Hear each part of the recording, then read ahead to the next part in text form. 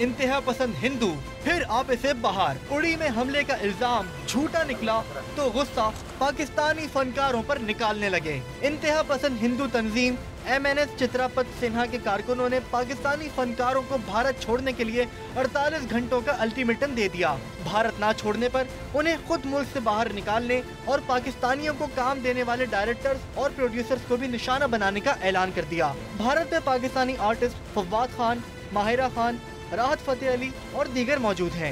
इससे पहले भी शिवसेना और दीगर इंतहा पसंद तंजीमें पाकिस्तानी गुलकारों और अदाकारों को धमकियां देती रही हैं। मौजूदा सूरत हाल पर अदाकारा बुशरा अंसारी ने डॉन न्यूज से गुफ्तगू में बताया कि पाकिस्तानी आर्टिस्ट को बुलाना भारत की मजबूरी है, वो खुद नहीं जाते। आर्टिस्ट तो सॉफ्ट इमेज के लिए जाते हैं और आर्टिस्ट को बुलाया जाता है तो वो जाते हैं, ऐसे कोई मुंह उठा के चला नहीं जाता।